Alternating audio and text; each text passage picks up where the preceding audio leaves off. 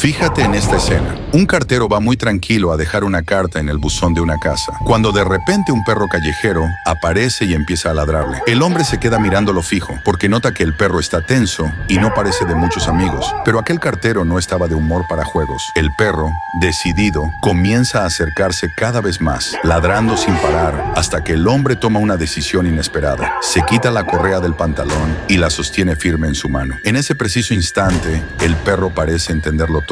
Su actitud cambia por completo, retrocede lentamente y como si dijera: tranquilo, hermano, era solo una broma. Da media vuelta y sale corriendo. Definitivamente, este cartero sabe cómo imponerse y seguro que tener hijos lo entrenó para lidiar con todo tipo de travesuras.